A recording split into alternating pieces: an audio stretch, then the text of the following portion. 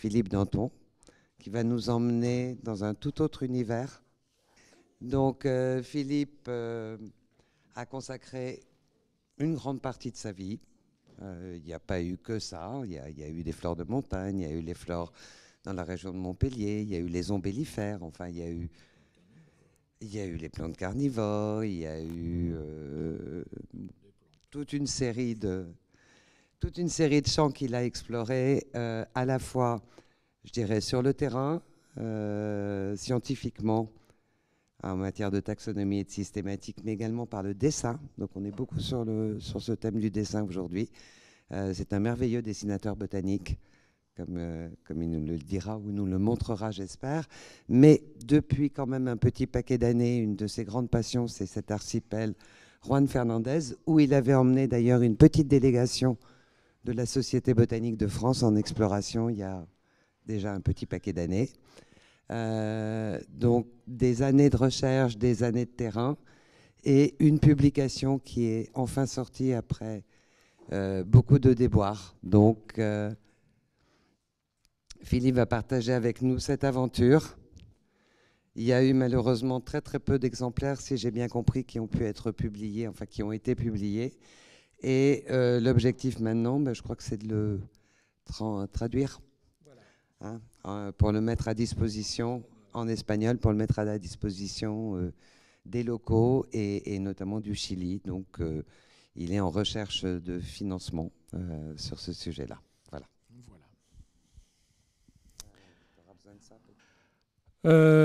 Donc, voilà, hein, on va aller faire un petit tour en Amérique du Sud, dans le Pacifique. Ça se situe... alors, je vais essayer. Bon. Vous avez en face,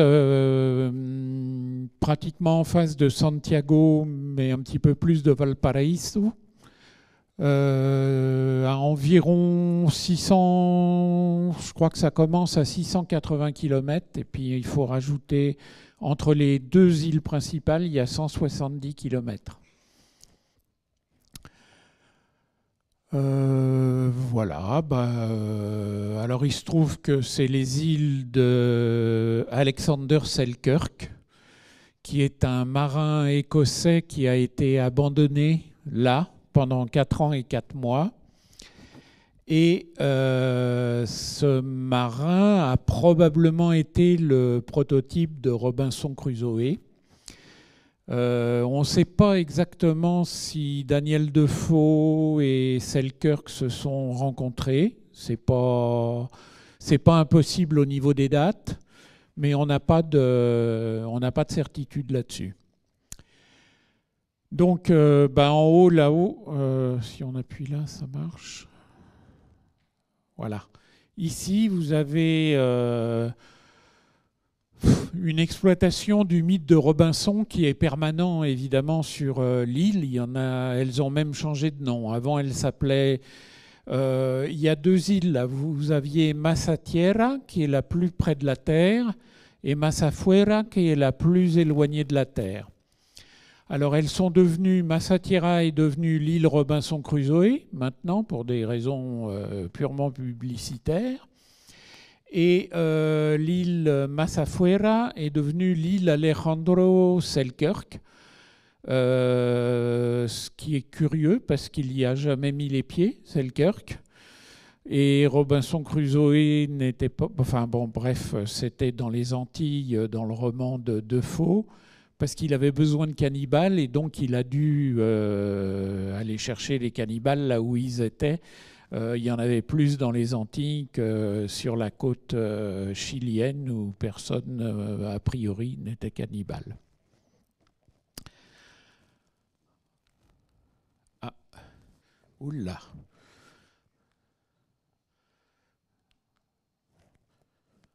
Il va falloir investir dans un...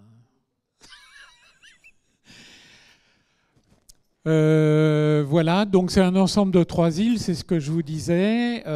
6 moraux. Les moraux, c'est des rochers isolés dans la mer, c'est-à-dire des morceaux d'îles en fait qui se sont détachés par part, je te le pose parce que je ne vais pas m'en servir comme ça. Il marche celui-là? D'accord, ça marche.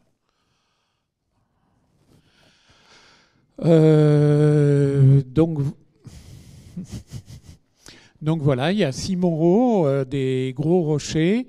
L'archipel se situe à donc 680 km pour l'île la plus proche, et puis après on rajoute 170. Ça, on arrive autour de 760. À la hauteur du port de San Antonio, c'est-à-dire c'est un petit peu en dessous de Valparaiso. C'est constitué, alors l'île la plus grande, c'est l'île Alejandro Selkirk, 49,52 km², 1319 mètres d'altitude, au Cerro Los Inocentes, et autour de 1 million d'années d'âge. C'est assez jeune, hein. Enfin, pour nous, ça ferait un peu vieux, mais pour une île, c'est vraiment très jeune. Et l'île Robinson Crusoe, qui est un tout petit peu plus petite, qui est surtout d'une forme très différente, beaucoup plus allongée, alors que Selkirk, c'est pratiquement une patate vaguement arrondie. 916 mètres d'altitude au Cerro El Yunque, et entre 4 et 3 millions d'années, parce qu'il y a eu plusieurs éruptions volcaniques qui ont édifié petit à petit l'île, qui en même temps s'est écroulée par endroits. Enfin bon, ça après c'est l'histoire des îles. Il y a aussi une petite île plus petite qui s'appelle Santa Clara, qui est en fait un morceau de l'île Robinson Crusoe qui s'est séparé. C'est l'ensemble, c'est l'ancienne caldeira. Tout ça, ça s'est écroulé. Maintenant, c'est sous l'eau. Et donc, ça fait 2 îles. Et Santa Clara, c'est l'île la plus ancienne. Là, elle date de 4 millions d'années, celle-là. Elle monte à 350 mètres et puis elle fait 2,21 km².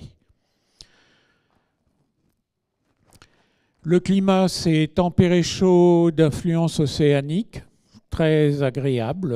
Il n'y fait jamais très froid ni jamais très chaud.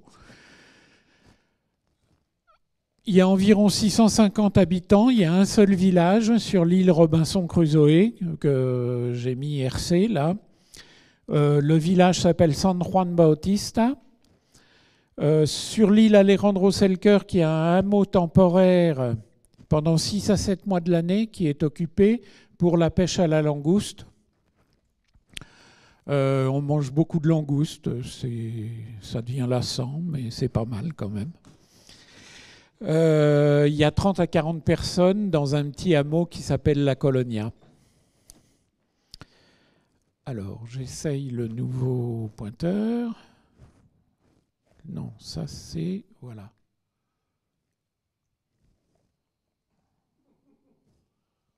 Il est mieux.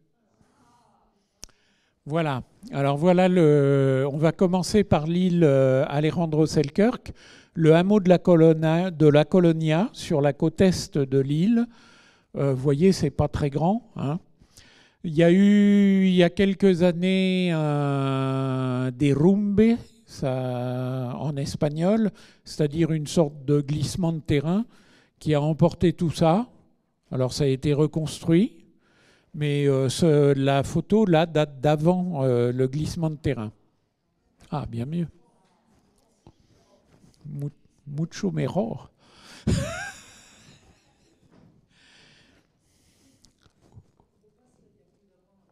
Oui, j'essaye, hein.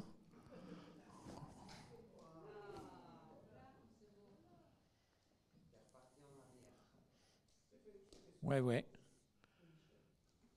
Bon, je vous laisse, je relis pas.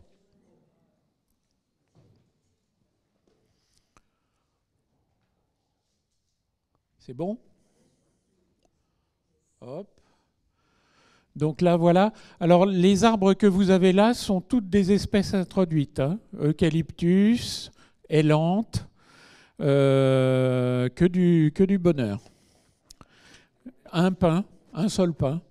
Oui, oui, on n'est pas dépaysé là. Mais juste si on reste là. Après, c'est différent. Ah, trop. Ouh, où est-ce qu'on est là?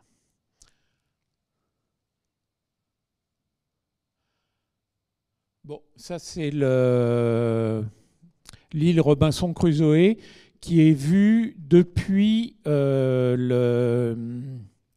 l'île Santa Clara. Le point culminant, c'est le Cerro El Yunque qui est ici. Enfin, le point est là-haut, évidemment. En fait, c'est une grande chaîne de montagnes. C'est pas très facile comme terrain. Les genoux en prennent un bon coup. On y a fait 10 missions là-bas, 10 missions de 3 mois. Ce qui permet quand même de repasser dans les mêmes endroits et de comprendre un petit peu comment ça marche. Ah là, j'ai rien fait. C'est toi qui as fait? D'accord. Si tu veux bien, tu fais, mais d'accord. Donc ça, c'est une vue du profil de l'île Santa Clara. C'est vu depuis une barque. Alors ça, c'est la petite île la plus ancienne, là, 4 millions d'années, celle-là, avec le Cerro Yoho qui est sur... bah si, je vais m'en servir pour ça quand même. Voilà, ça c'est le Cerro Yoho, ça fait 350 mètres à peu près. Il y a une sorte de grand plateau là qui est entièrement... Il y a pratiquement que de l'avoine et des tas de saletés introduites. Toutes les plantes intéressantes et endémiques se trouvent dans les falaises et dans les endroits inaccessibles parce qu'on y a mis des moutons et des chèvres pendant très longtemps. Et évidemment, les chèvres ont fait leur boulot de chèvre, hein. La dernière chèvre a été abattue en 2000. Oui, mais elles sont bonnes, hein, aussi. Il n'y a pas que les langoustes. Vas-y. Alors voilà ce que c'est qu'un moreau. Donc c'est un petit rocher. Là, on est du côté... en fait, je suis sur une falaise et on a photographié le moreau Juanango, il s'appelle. Alors ça, par contre, c'est plein d'endémiques et c'est des endroits extrêmement intéressants parce qu'il n'y a jamais eu de rats, il n'y a jamais eu de chèvres, il n'y a jamais eu de lapins, contrairement aux autres îles où il y a en fait toute la végétation indigène des parties basses a pratiquement disparu maintenant. Donc les seuls témoins qu'on ait, c'est ces moreaux qui, eux, restent... alors il y a des bestioles, bon, il y a des oiseaux, évidemment, qui nichent là-dessus. Il y a même un pétrel de Kermadec. Kermadec, c'est la Nouvelle-Zélande, par là-bas. Donc il y a 2 populations de cet oiseau qui nichent soit dans l'archipel, enfin sur les moreaux de l'archipel, soit dans la petite île de Kermadec, qui est exempte aussi de rats, de chats, de tout ça. Vas-y. Bon, voilà une vue de la Baia Cumberland en 1823. C'est une gravure qui a été tirée de l'ouvrage de Mary Graham. Diario de mi residencia en Chile en 1822. Voilà. Ça a beaucoup changé. Il y a un village maintenant, pratiquement, il y a des constructions sur tout ce qu'on voit là. Bon, il y a une vision un petit peu romantique aussi. Là, vous avez ici, c'est le Cerro d'Amajuana. Ça, c'est le Yunque qui est effectivement très souvent avec la tête dans les nuages. Bon, enfin, il y a d'autres. Des montagnes, il y en a tout le long. Hein, c'est c'est une sorte de crête, en fait, dans la mer. Vas-y. Alors, voilà une vue du village de San Juan Bautista, actuellement. Hein. La Dama Juana qu'on vient de voir, là, je vous ai dit, le sommet et le Yunque sont... où est-ce que... Non, c'est là, voilà. Sont par ici, là. Hein, le Yunque est juste là, il domine un peu tout ça. Ça, c'est le Cerro Alto. Et là, il y a le Cerro Centinela, ici, là. Puis, je ne sais plus, celui-là. Oui, bon, bref. Et vous avez donc le village qui s'est développé sur à peu près les seules parties plates. Il n'y a pas un choix immense hein, enfin, déjà là, ça a l'air plat, mais ça ne l'est pas. C'est-à-dire que dans le village, il faut toujours monter ou descendre. Et vous avez cette grande rue là qui s'appelle la Polvora. Alors, il y a deux théories. Soit vous attendez qu'il y ait un peu de vent et ça soulève effectivement une poussière infernale, donc la polvora, ça pourrait faire. Soit il paraît qu'au temps des Espagnols, c'est-à-dire quand ils ont occupé les îles, il y avait une poudrière en haut de la rue. Voilà, qui peut aussi justifier la polvora. Vas-y. Alors il y a eu un tsunami en 2010. Et voilà le résultat. Bon, c'est le résultat de tous les tsunamis. Hein. Il y a un tiers du village qui a disparu. 16 personnes qui ont été tuées ou qui ont disparu. Maintenant, c'est à peu près reconstruit, tout ça. C'est récurrent, hein, les tsunamis. Donc, les constructions et reconstructions sont récurrentes aussi. Mais c'est très étonnant parce qu'il y aurait possibilité de laisser ça un petit peu, de faire des espaces verts, par exemple. Mais pas du tout, non. On continue, on reconstruit là où ça a été détruit, quoi. Bon, voilà, vous avez le moellier, c'est-à-dire la jetée, là, qui est ici. Donc, quand on arrive en avion, il y a un petit aérodrome sur la pointe ouest de l'île. On prend un bateau à la Bahia del Padre et puis on fait tout un circuit pour arriver au village de San Juan Bautista qui se trouve au nord dans une baie qui s'appelle la Bahia Cumberland. Bon, là, vous avez, comme dans tous les villages, hein, il y a des mimosas, il y a des pins, il y a des araucarias. Tout ça, c'est exotique. Il n'y a plus du tout, dans l'environnement, là, il n'y a plus du tout de plantes endémiques de l'île. Alors voilà le tableau un peu des expéditions qu'on a pu faire là-bas. Bon, voilà, hein. Il y en a eu 10 en fait, 10 fois 3 mois. Avec le voyage pour la Société botanique de Florence, là, qui s'est fait en mars 2002. Il y avait Michel, je crois. Un qui a tenu. Vas-y. Alors le terrain, j'ai appelé ça prise de notes et prise de tête, parce que quand on débarque dans un endroit qu'on ne connaît pas, on ne comprend rien, on ne voit rien. Ce qu'on connaît, on se dit que ça doit être autre chose.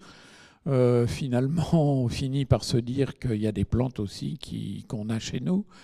Je ne sais pas, moi, des petites... Il y a du Nicotiana glauca, par exemple. Comme dans le sud, il y a du Silene gallica, il y a des tas de trucs comme ça. Mais au début, on se dit, bah, ça doit être autre chose ici, parce que... Mais non, c'est bien les mêmes plantes. Donc, bah, voilà, hein, vous avez... là, c'est les prises de notes pour essayer de comprendre un peu ce qui se passe. Là, par exemple, ici, c'est pour le...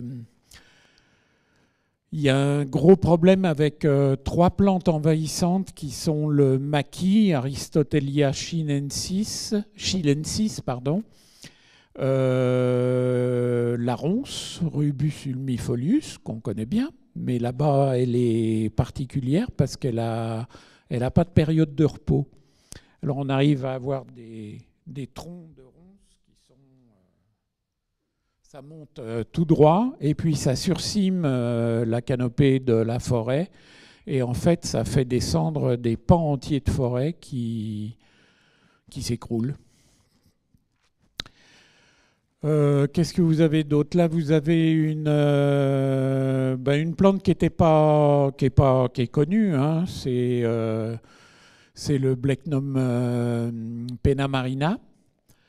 Bon, c'est une plante circum-arctique, mais elle n'avait jamais été signalée dans l'île Alejandro Selkirk. Et puis après, bah, c'est des... Voilà, hein, quand on trouve des trucs qu'on connaît mal, les joncs, par exemple, je ne connaissais pas très bien. On essaie de déterminer tout ça. Alors les joncs de l'hémisphère sud, c'est encore plus compliqué pour moi que les joncs de l'hémisphère nord, mais on finit par y arriver. Et puis il y a une petite fraise sur la droite, là, qui est une espèce nouvelle. Et puis un relevé de forêt là, pour faire un profil, pour dessiner des profils. Vas-y. Alors voilà sur l'île Alejandro Selkirk un aspect de la forêt. Bon, j'ai pris une lisière parce que ça permet de voir un petit peu les choses de loin. Ici, vous avez l'arbre qui est là, qui est pratiquement partout le même, je crois. C'est du Myrcegenia schultzei, famille des myrtacées. La belle fougère arborescente, là, c'est un Dicksonia externa. Très très belle chose. Et puis vous en avez d'autres là qui sont des Lophosaurida quadripinata, qui sont par là. Et puis alors si on pouvait regarder en dessous, il y a encore plein de trucs. Mais sur la photo, on ne les voit pas. Vas-y. Alors voilà un aspect du sous-bois dans une forêt de moyenne altitude. Bon, il y a un seul chemin dans l'île, donc après, en général, on prend les crêtes parce que ça permet de voir un petit peu où on est et comment ça se passe, et puis on descend comme on peut, quand on peut. On tombe assez souvent parce que ça glisse, parce que c'est mouillé, c'est plein d'eau, etc. Il y a quand même près de 60 espèces de ptéridophytes sur l'ensemble de l'archipel, ce qui donne une idée de l'humidité ambiante. Ouais. En voilà un nouveau qui n'avait pas été trouvé. C'est Austrolithopodium paniculatum. J'ai pris les derniers, la dernière nomenclature. C'est pas APG, là, c'est je sais plus quoi, Ptéridophyte, groupe. Enfin bref, il y a l'équivalent pour les phanéros. Hein? Oui, ça a tout changé, mais celui-là, c'est un des derniers, ça. Ça ne change pas la plante, hein. Mais eh ben, nous, on l'a trouvé, c'est nous qui l'avons trouvé pour la première fois, je crois que c'était en 97. 1997. Mais il est sur le continent, celui-là. Puis une planche, voilà, pour montrer. Alors les planches, c'est dans l'ouvrage qui est là, qui est le dernier né. Ça a été un peu difficultueux comme accouchement, mais bon, on a réussi quand même. Vas-y. Alors, un synamia, ce qu'on appelait avant des polypodiums. Le nom synamia, je crois qu'il est encore un petit peu en suspens. Il n'est pas complètement accepté, mais si, ça y est. Ah, très bien. Donc, c'est bien. Donc, c'est synamia intermédia.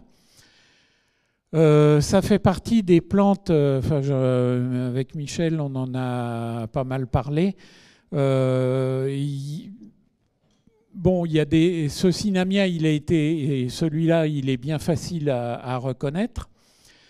Il y a des formes parfois assez différentes. Celui-là est épiphyte. Il y a des formes qui sont saxophytes et que saxophytes. Bon, tout ça, ça fait une espèce d'amalgame, je ne sais pas ce qu'on peut dire, si c'est des espèces, des formes, des variétés, voilà. Mais on va essayer petit à petit de voir un petit peu plus clair là-dedans. Alors ça, c'est encore une fougère, c'est une famille unique, les Thyrsophteridaceae, avec un seul genre, le genre Thyrsophtheris, et une seule espèce, Thyrsophtheris elegans. Elle a la particularité d'avoir les parties fertiles qu'on voit ici. Voilà, ça c'est du fertile. Donc c'est les pinules, à la base des pennes inférieures. Et quand on regarde ça d'un petit peu plus près, ça donne ça. Donc, quand c'est bien mûr, quoi. Là, c'était encore un petit peu jeune. Et quand on regarde, y a les spores sont dans des sortes de petites coupes, des petites cupules comme ça. C'est très joli. Et alors, j'ai dessiné aussi là la forme de jeunesse de cette plante. J'ai mis longtemps à comprendre que c'était un petit de la grande, parce que c'est une fougère qui monte à 4 mètres, quoi, tranquillement, avec des pétioles qui sont à peu près gros comme mon bras. Et c'est vraiment une très, très, très, très belle bête, hein. Mais alors, quand je trouvais cette petite fougère, là, je me disais, qu'est-ce que c'est que ce truc, un machin, peut-être, ça avait l'air d'être vaguement annuel, ça aurait pu, mais ça ne l'était pas. Et puis un jour, j'en ai trouvé une qui avait un départ de fronde qui pouvait évoquer un peu le grand Thyrsophtheris.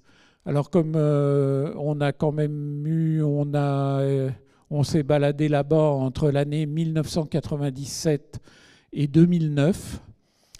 Je suis retourné la voir souvent, cette petite, et puis je l'ai vue se transformer en Thyrsophtheris d'année en année.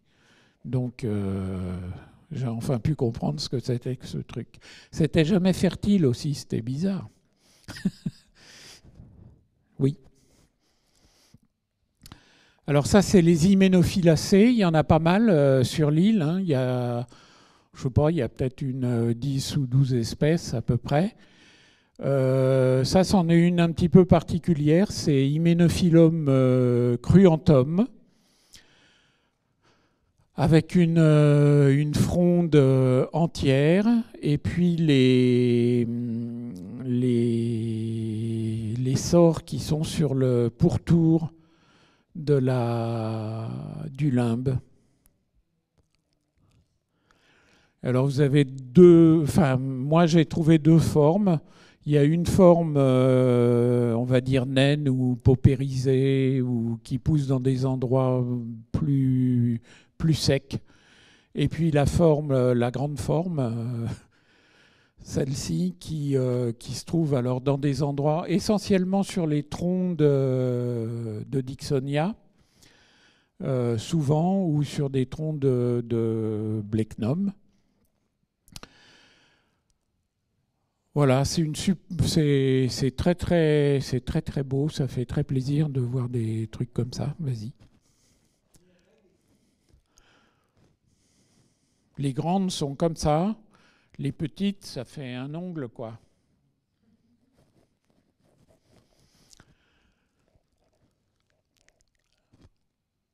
Alors, dans tout ce temps-là, parce que quand même, entre 1997 et 2009, on a le temps de faire des choses, on a fait plusieurs publications. Alors, des livres, en 1999, le premier, qui était Les îles de Robinson Crusoe, Trésors vivants des mers du Sud, entre légende et réalité. J'aime bien les titres qui racontent un petit peu ce qu'on va trouver dans le livre.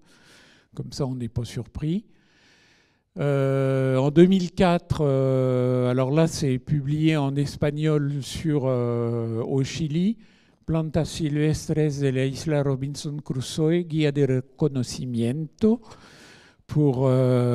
qui doit être en 3 langues même. Je crois que c'est en espagnol, en français et en anglais. C'était un petit peu pour...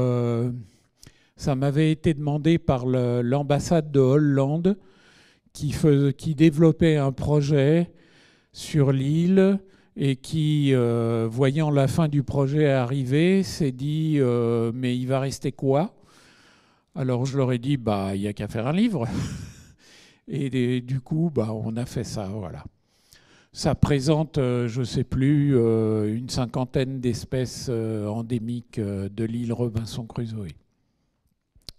En 2006, on a publié avec la Société botanique de France le nouveau catalogue de la flore vasculaire de l'archipel.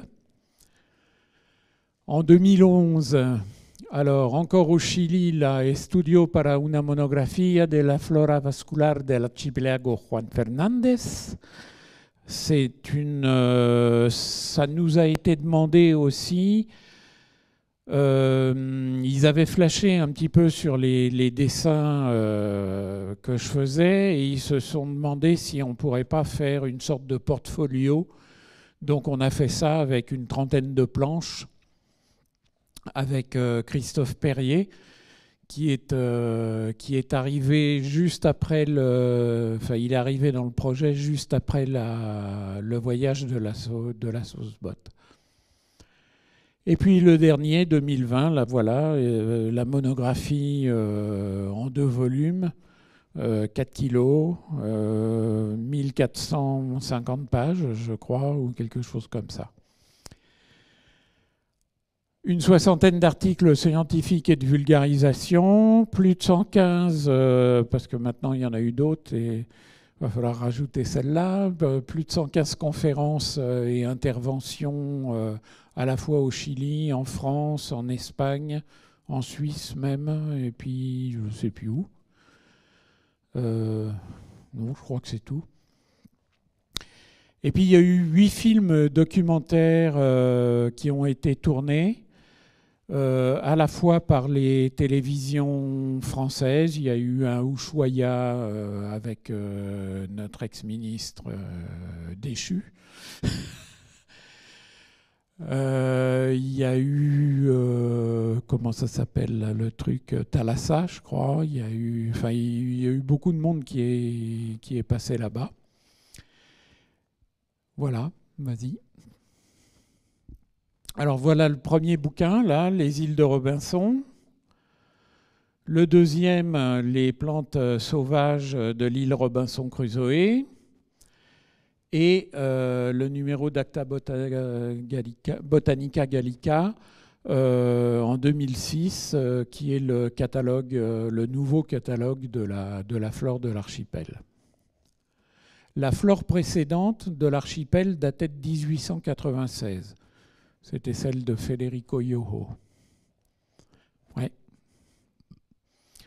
Alors ça, on continue. Ça, c'est le portfolio dont je vous ai parlé, là, ici. Alors c'est un grand bouquin. Il va dans un emboîtage qui est noir, mais je me suis dit, noir sur noir, ça va pas être terrible. Et puis, donc, là, si, pour ceux qui ont envie, vous pourrez jeter un petit œil sur ceux qui sont sur la scène. Voilà, vas-y.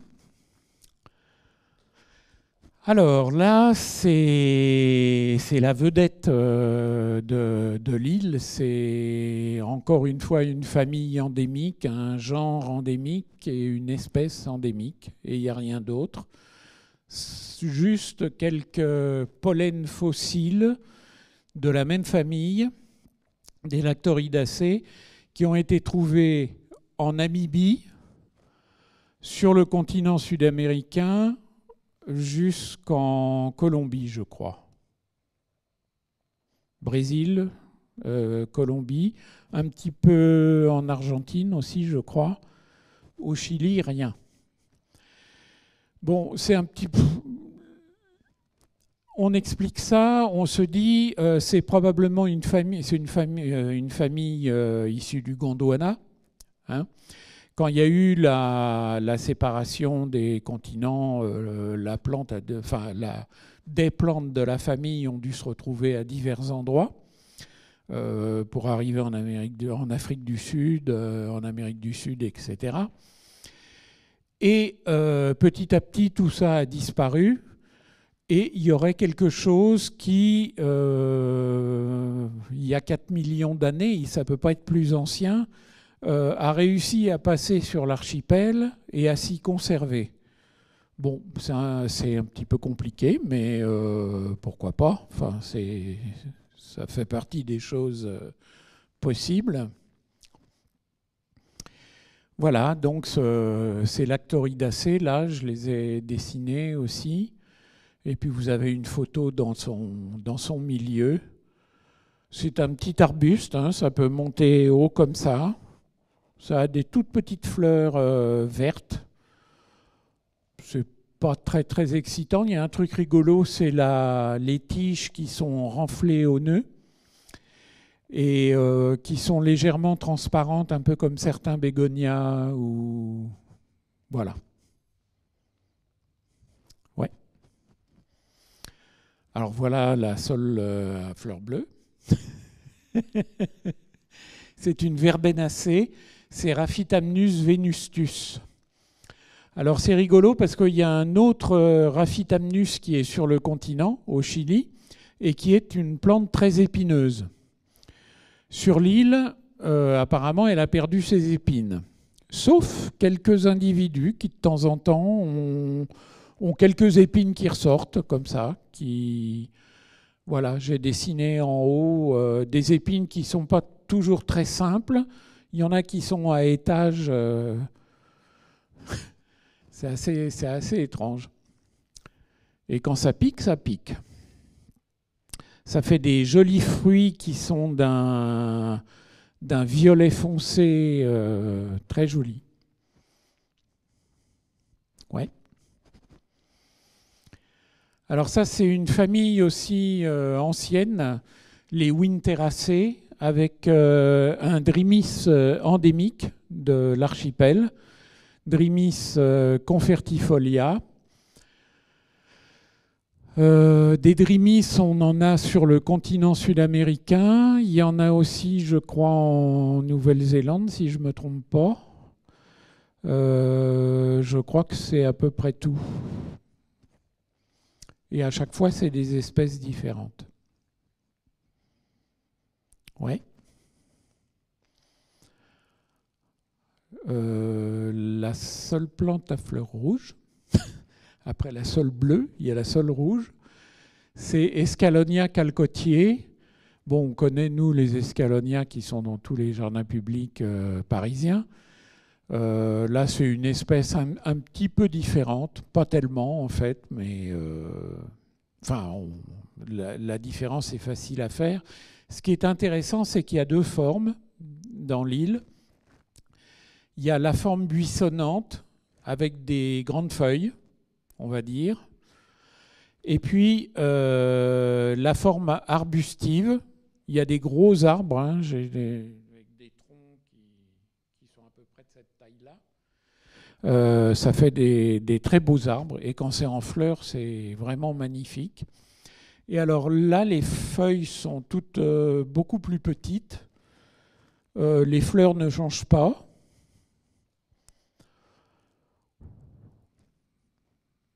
Ouais. Alors, je me suis livré à un petit bilan là, comme c'est un petit peu la fin quand même à la fois de nos voyages et puis de nos travaux. Enfin bon, je continue sur d'autres, à exploiter un peu tout le matériel récupéré. Donc, l'archipel fait une surface d'environ 100 km².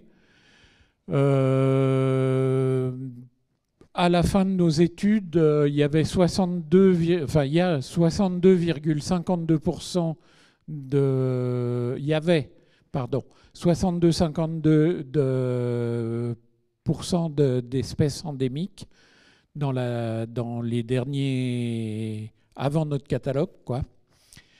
Et nous, on est arrivé à 66,67%. Ça fait 1,34 endémiques par kilomètre carré, ce qui est un chiffre très haut. Il n'y a pas beaucoup d'îles qui dépassent ça. La flore de l'archipel est aujourd'hui... Donc il y a 60 ptéridophytes, je vous ai dit, 26 endémiques, 31 indigènes, et seulement 3 introduites. Il y a 13 gymnospermes qui sont tous introduits. C'est des cyprès, c'est des araucarias, c'est des choses comme ça. Et il y a 672 angiospermes, dont 108 endémiques, 36 indigènes et 528 introduits.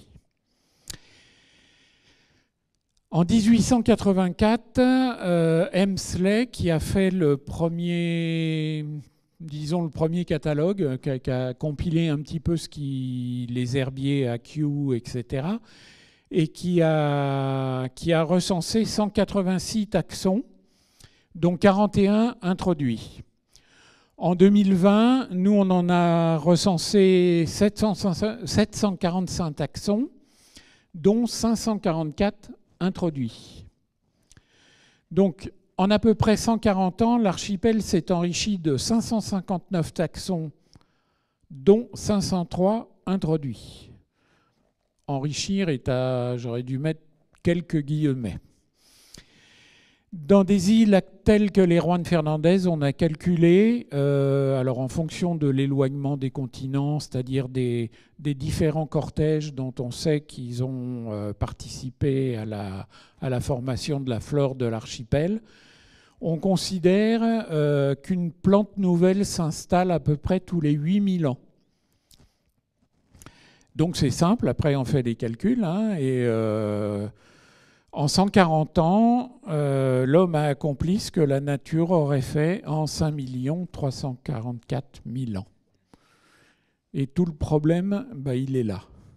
C'est-à-dire qu'il n'y a pas le temps de s'adapter, il n'y a pas le temps de... Voilà, ça va trop vite, quoi. Oui, vas-y. Alors, je vous ai parlé des envahisseurs. Là, le Aristotelia chilensis, c'est ça. Ça fait des petits fruits qui servaient, y compris chez nous, à colorer le vin quand il était un peu trop clair. Il y en a, j'en ai vu sur une place à Montpellier de cette plante. Le Rubus ulmifolius, bon, celui-là, je ne vous le décris pas, tout le monde connaît. Et puis, il y a une petite goyave, Ugni molinae, qui est une... alors ça fait des fruits... Bon, le Rubus fait des mûres, hein, comme vous savez. La petite goyave, elle fait des fruits aussi qui sont vraiment très, très, très, très, très bons, avec un parfum magnifique. Toujours est-il que ces trois plantes se succèdent et malheureusement, vas-y,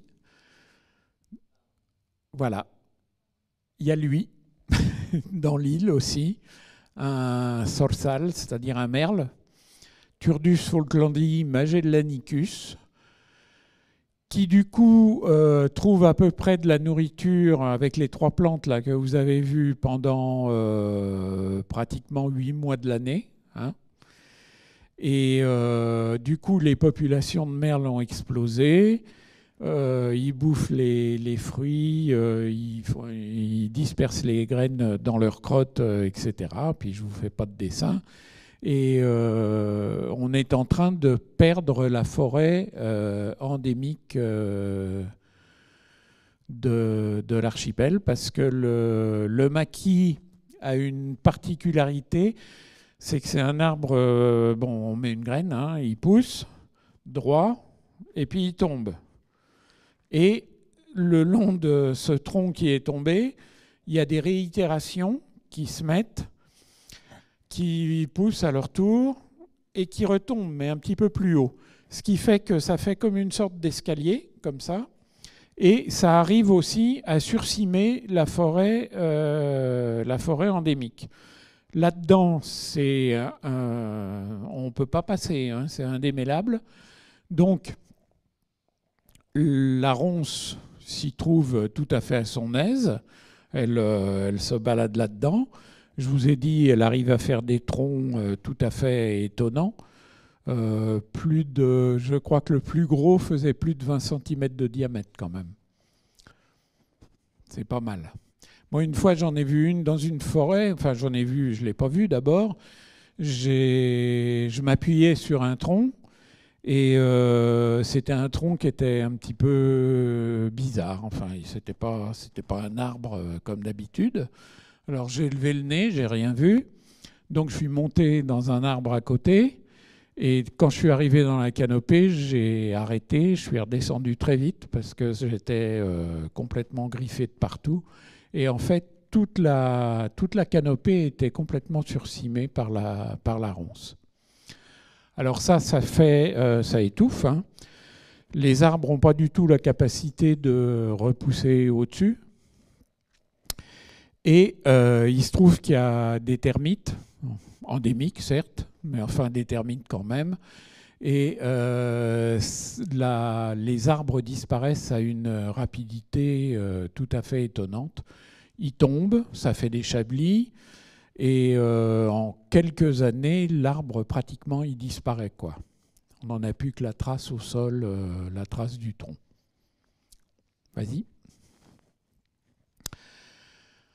Alors, il y a un genre particulier endémique qui s'appelle les Robinsonia, donc dédié à M. Crusoe. Cette espèce-là, Robinsonia bertheroy, quand on est arrivé, j'ai eu le temps de faire cette photo d'un pied mâle. Et il y a des pieds mâles et des pieds femelles. Enfin, il y avait des pieds mâles et des pieds femelles, parce que ce pied mâle a fini par être bouffé par les rats, l'écorce. Et donc, il est mort maintenant. Mais on vient de retrouver quelques pieds au sommet du Yunque, qui est un endroit où personne ne va jamais. Voilà, vas-y. Alors, une espèce de Robinsonia qu'on a trouvée et nommée, Robinsonia saxatilis. Celle-là, elle avait échappé à nos prédécesseurs, c'est-à-dire Federico Yoho, Karl Scottsberg, des gens qui ont des yeux et savent s'en servir. Mais il restait dans une quebrada et dans des... Quebrada, c'est une gorge. Sur des parois rocheuses verticales de basalte, il y avait ce petit Robinsonia là, qui est très particulier, qui garde un petit peu, on voit le long des tiges, il y a les restes des feuilles qui forment comme un manchon. C'est le seul qui fait ça. Et bon, voilà. Ça fait partie des très très bonnes surprises quand on se balade et qu'on tombe sur un truc comme ça. On ose à peine y croire d'abord, on se dit non, mais on va trouver ce que c'est. Et puis finalement, on ne trouve pas, alors on donne un nom. Voilà, vas-y. Alors ça, c'est un autre genre, c'est des astéracées, hein, évidemment tout ça. Là aussi, c'est Dendroceris gigantea. C'est la photo que vous avez là, c'était le dernier pied connu. Donc il est mort maintenant. Mais en insistant très très fort, j'ai réussi à faire que les gardes du parc, parce que c'est un parc national, je ne vous ai pas dit ça, les gardes du parc ont fait une mission exprès pour récupérer des graines et au miracle, les graines ont germé et donc on a en culture la plante. Voilà, on verra ce que ça donne plus tard, mais un autre Dendroceris, c'est Dendroceris littoralis, qu'on appelle là-bas col. Col, en espagnol, c'est le chou. Je crois qu'il y a Alors, il y a une recette ilienne tout à fait pour les touristes, c'est-à-dire qu'on fait cuire les langoustes en les enveloppant dans une feuille de colle. C'est des grandes feuilles, hein, c'est grand comme ça. Donc, ça permet effectivement d'envelopper une langouste, même si là-bas, elles sont assez grosses. Et ça change absolument pas le goût de la langouste. Ça abîme pas, enfin bon, ça cuit le col, mais c'est imbouffable. Hein. C'est vraiment, ils sont assez drôles sur l'île parce qu'ils cherchent des trucs pour attirer les touristes. Ils ont un problème de culture pour eux-mêmes. Il y a les jeunes, par exemple, qui sont venus me demander un jour s'ils pouvaient se déclarer endémiques. Alors je leur ai dit que c'était un peu dur, mais que, bon, en tordant un peu la définition, on devrait pouvoir y arriver. Donc, parce qu'avant, les étrangers, disons, ils les appelaient plastico. Plastico, c'est les sacs en plastique de Carrefour qu'on utilise et qu'on fout à la poubelle. Donc, voilà. Alors, je leur avais fait remarquer que c'était quand même moyen gentil. Donc après, ils se sont demandé s'ils pouvaient être endémiques.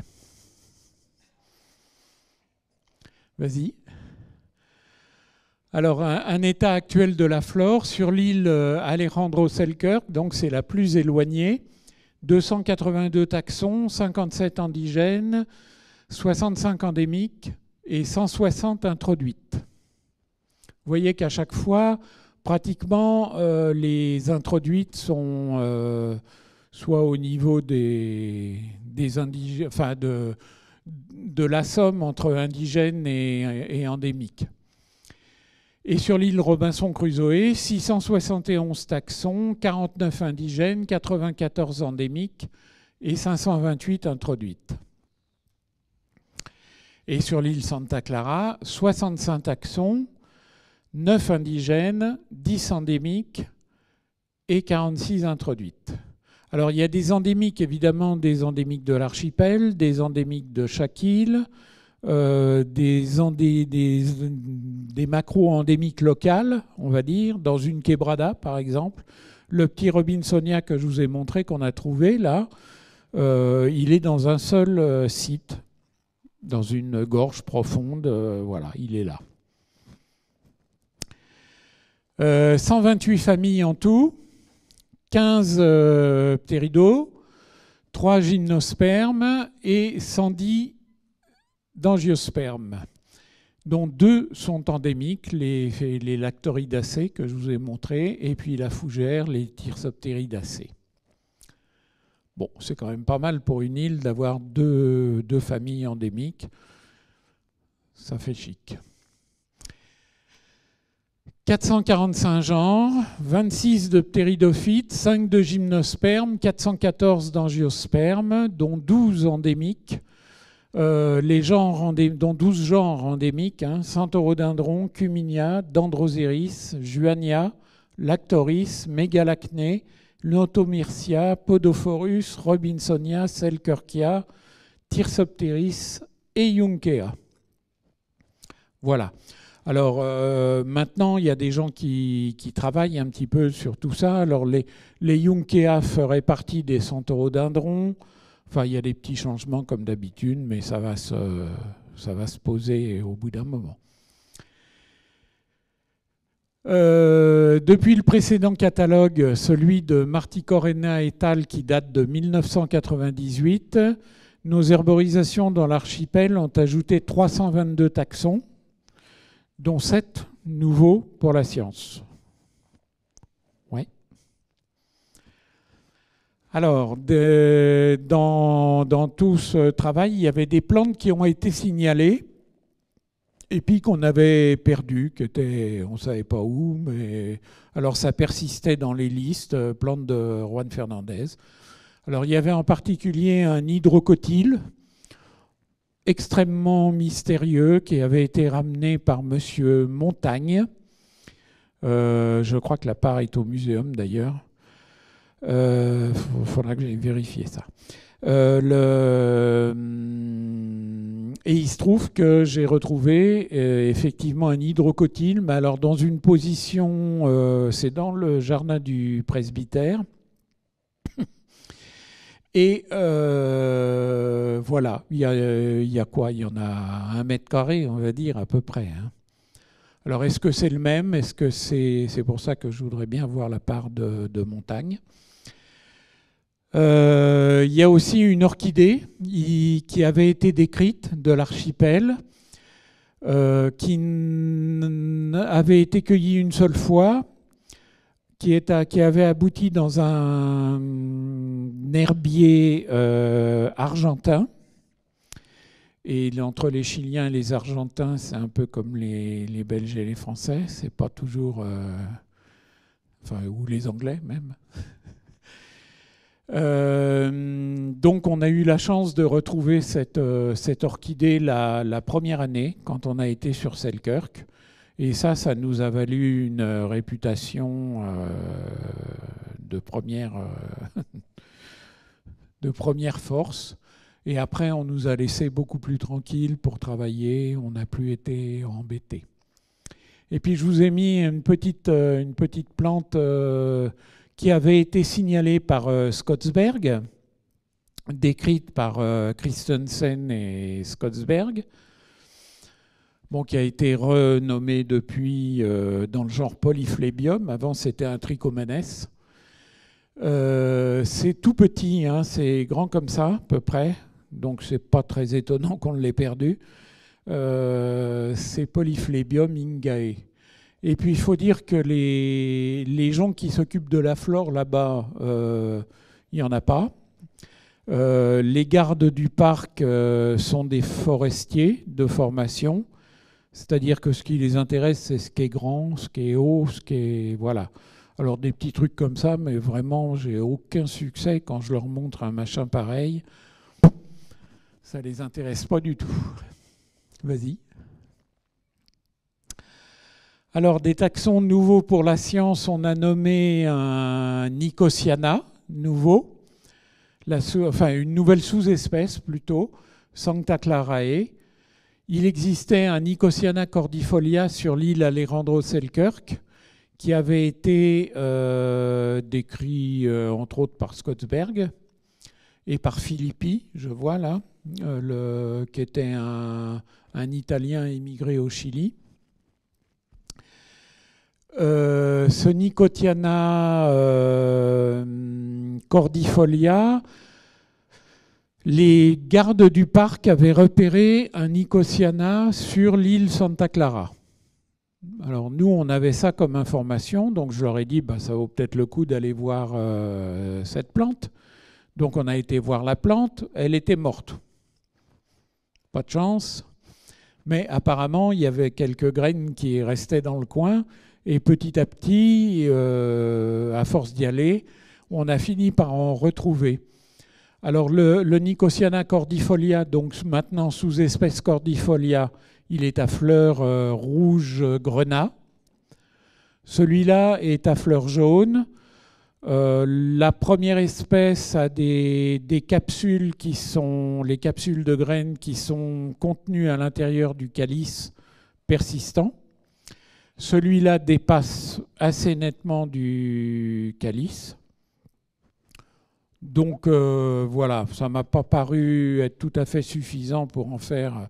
Enfin, on aurait pu en faire une espèce, hein, mais j'ai préféré... parce que, bon, ce qui est intéressant, c'est que celui-là, il pousse sur Santa Clara. C'est l'île la plus vieille. Et Selkirk, c'est la plus jeune. Donc il y a un Nicotiana sur la plus jeune qui a toutes les chances de venir du Nicotiana qui est sur la plus vieille. Mais tout ça, bon, c'est des choses à vérifier, quoi. Alors il y a aussi la petite fougère qui est réviviscente, qu'on a appelé avec Michel Pléopeltis hybride Cerro Altoensis. Donc on a trouvé sur le Cerro Alto. C'était une montagne que je vous ai signalée au début sur une photo. Alors ça, c'est pareil, c'est une drôle d'histoire aussi. C'est-à-dire que les parents, ce serait un Pléopeltis massafuerae qui se trouve sur l'île Alejandro Selkirk et un Pléopeltis, c'est Macrocarpa, voilà. Qui lui se trouve sur l'île Selkirk et sur l'île Robinson Crusoe. Celui-là, je l'ai trouvé sur l'île Robinson Crusoe. Donc, il a un parent qui est sur Selkirk, enfin un parent potentiel, et un autre parent potentiel qui est 170 km plus loin, ce qui ne facilite pas les rencontres. Bon, voilà, pour l'instant, on en est là. C'est manifestement un hybride. Dans les spores, il y en avait beaucoup qui étaient non fertiles, quoi. Et puis il y a aussi une petite euphrase. Il y avait une seule euphrase décrite pour l'archipel, qui était Euphrasia formosissima, décrite par Scottsberg, qui a des fleurs beaucoup plus grandes que celle-là.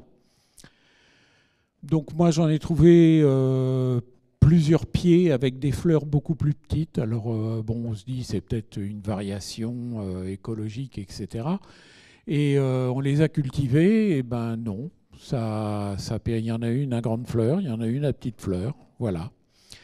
Donc pour l'instant, moi j'en ai fait une sous-espèce parce que c'est les euphraises, c'est pas des genres très faciles, donc enfin voilà quoi. J'ai essayé d'être prudent, peut-être trop. Les taxons nouveaux pour l'archipel, bon, il y en a que vous allez reconnaître, hein, Eleusinae tristachia, voilà, c'est arrivé là-bas. Cette merveille au milieu qui s'appelle Herbertia la huée, c'est une plante qui se trouve sur le continent, c'est un bulbe. Le bulbe était consommé par les Indiens Mapuche et probablement par les colons qui avaient dû apprendre ça des Indiens. Voilà. Alors, est-ce qu'elle a été introduite ? Elle est sur deux îles, sur les deux îles principales. Ce qui fait que, enfin, ce qui moi m'a fait pencher pour pas une introduction, mais c'est très fugace. Hein. La fleur dure à peine une demi-journée. Et puis Sporobolus indicus, bon ça vous devez la connaître, je pense. Voilà. Des taxons nouveaux pour chaque île. Alors Apium fernandesianum, un petit céleri là qui est très bon, avec un goût particulier qui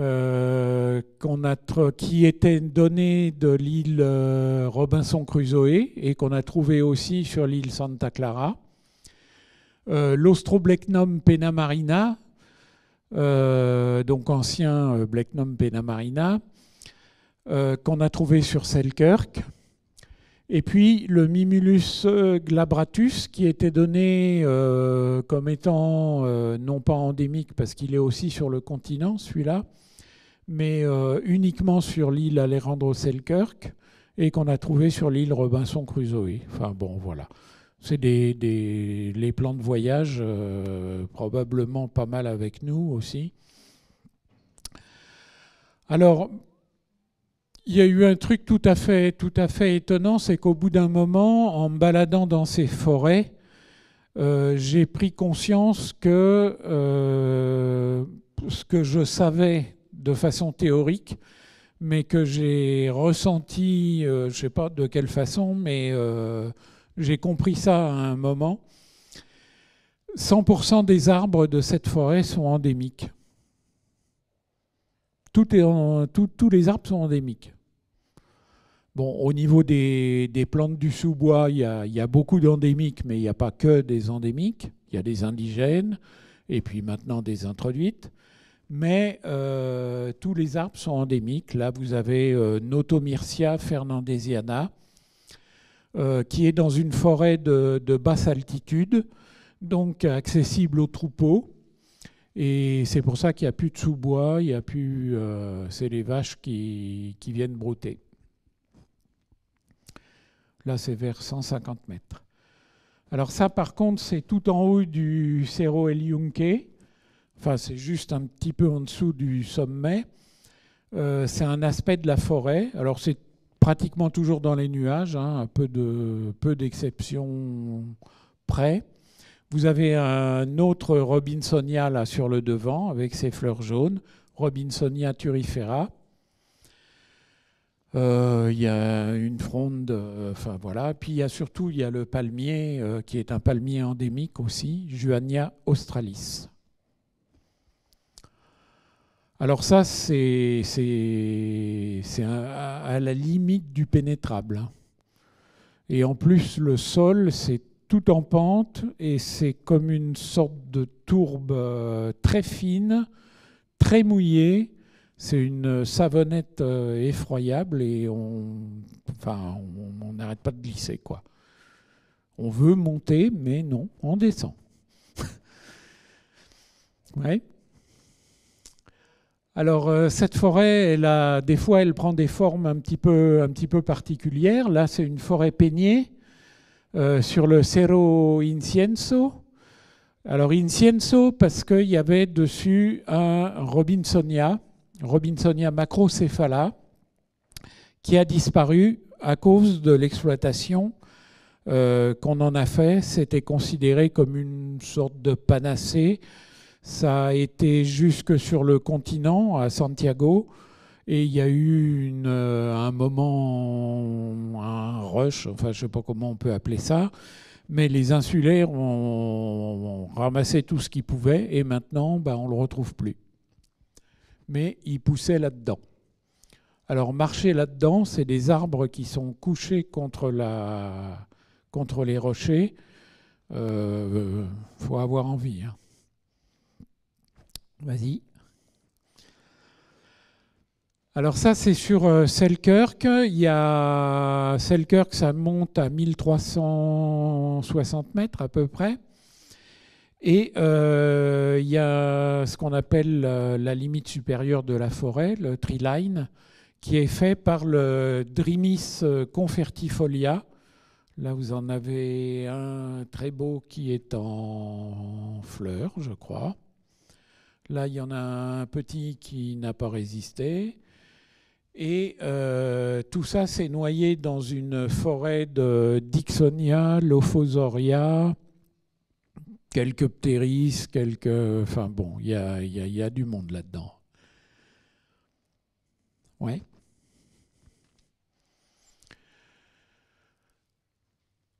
Alors bon, là, on avait fait un petit peu par rapport aux critères de l'UICN, hein, ça fait 5 espèces disparues, ce qui n'est pas si énorme que ça.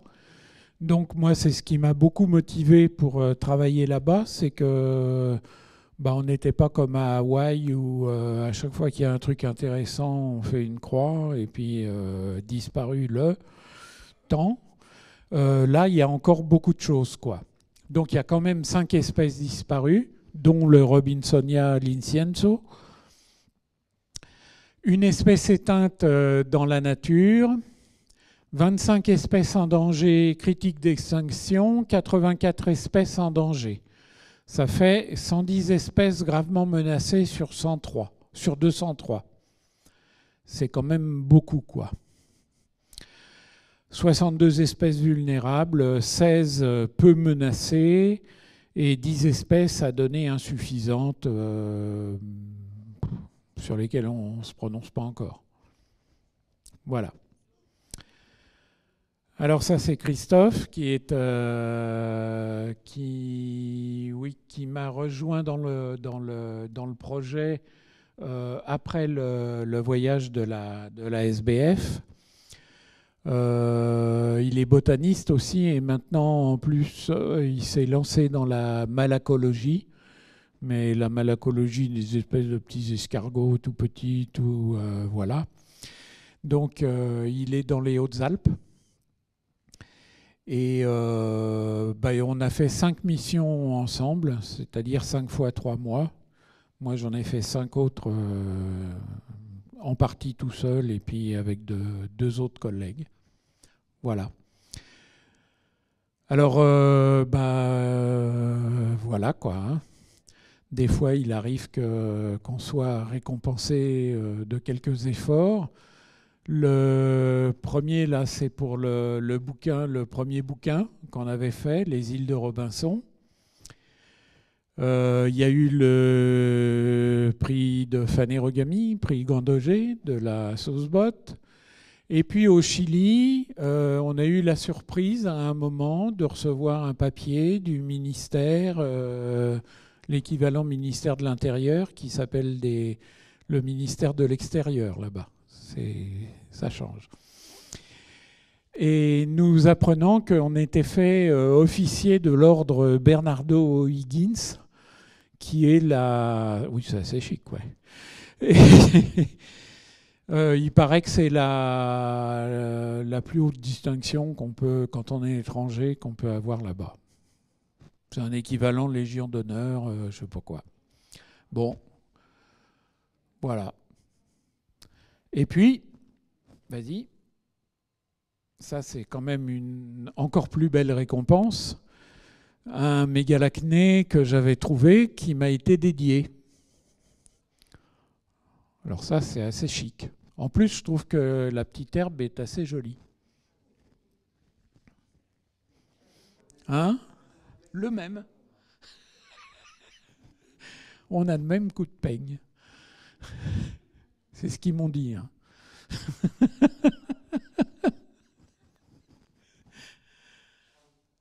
Voilà, vas-y.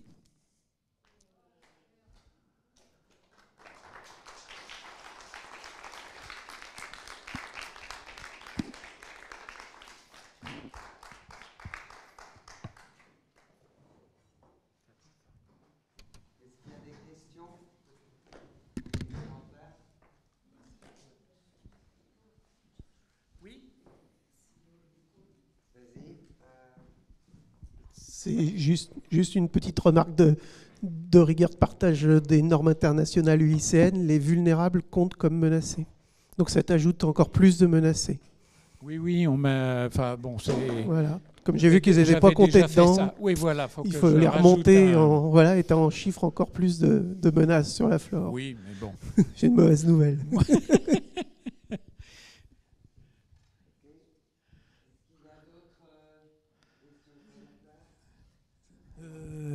Philippe, là, tu as oublié de... Enfin, bon, c'est pas grave.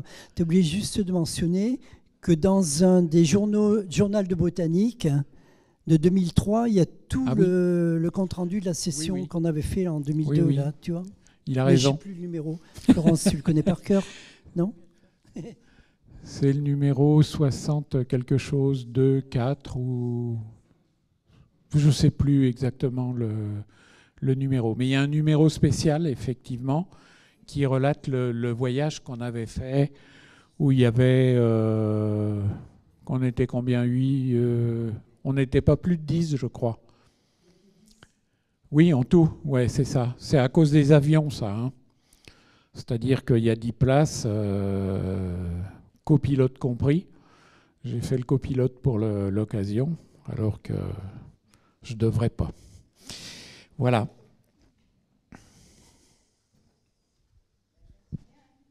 Moi, j'ai une dernière question avant qu'on passe à Marc-André, qui en plus vient de sortir de toute façon. Donc, tu nous as dit qu'il y avait une fleur bleue, une fleur rouge. Est-ce que ça veut dire que la pollinisation par les insectes joue peu de rôle dans ces milieux-là ou... Alors, non, je pense que ça joue un rôle, mais la fleur bleue, c'est le colibri qui pollinise, le petit, celui-là, là. Cephanoides fernandensis, qui est un endémique. Et puis, la fleur rouge, je crois que c'est des insectes. Alors, il y a un truc que j'ai noté et que je m'explique encore pas, c'est que beaucoup des espèces, j'ai repéré ça à propos d'une introduite, qui est une scabieuse qu'on trouve là-bas, qui s'appelle Atropurpurea et qui a des fleurs rouge grenat, assez foncées. Et petit à petit, je les ai vues passer au blanc.